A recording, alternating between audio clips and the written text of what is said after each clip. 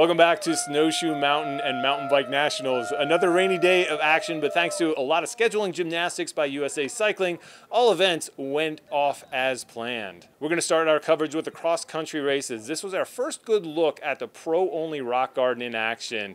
It was a really tricky section. We're going to look at some highlights and see how the pros and the juniors handled this feature.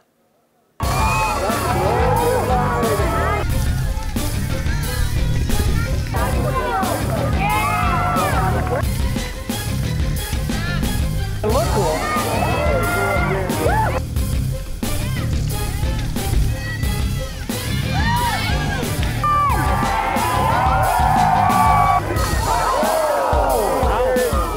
Get up, Jake! Come on, Jake!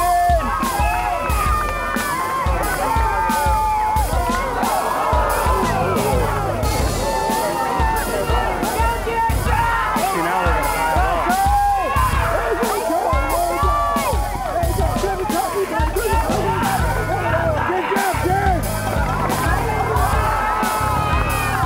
Time in.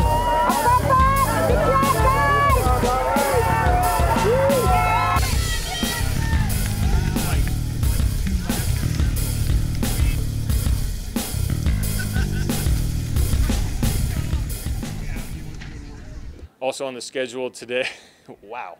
Also on the schedule today were downhill races, a full schedule despite the weather. All of the races took place. However, the conditions were vastly different than what racers were seeing during their practice rounds earlier in the week.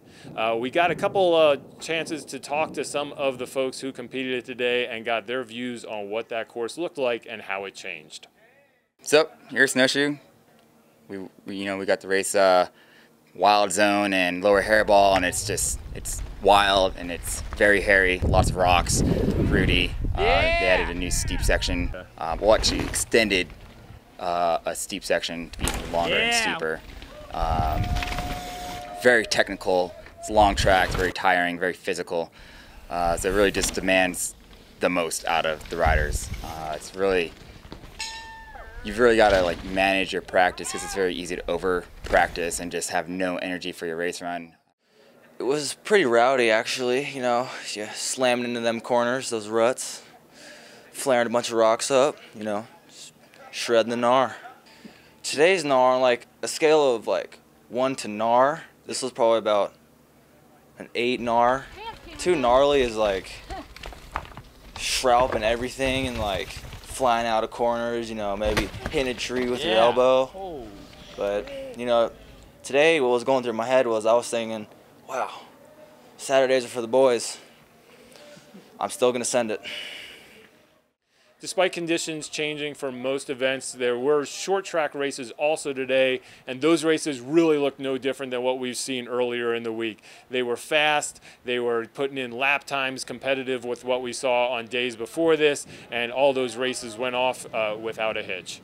The last thing we want to talk about today is the cross-country races that are coming up tomorrow, especially the elite racers. I had an opportunity to talk to both Lea Davison and defending women's champ Erin Huck while in Switzerland earlier this month, and we're going to get a look at those interviews right now.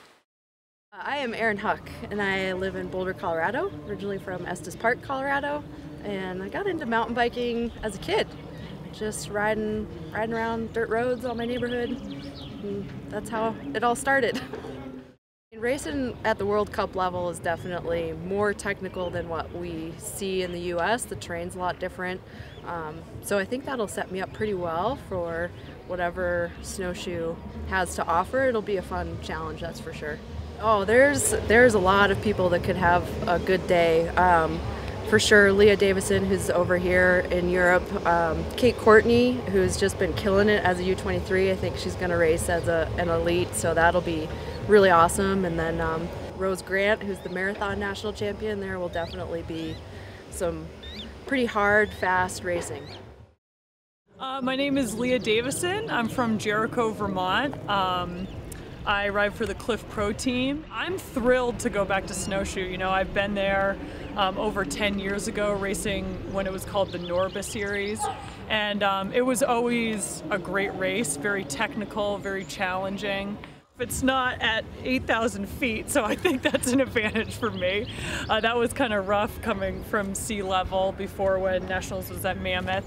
And then I think, you know, riding similar terrain, wet roots and rocks, you know, growing up on that stuff, I really think that makes a difference. So I hope it's a technical course.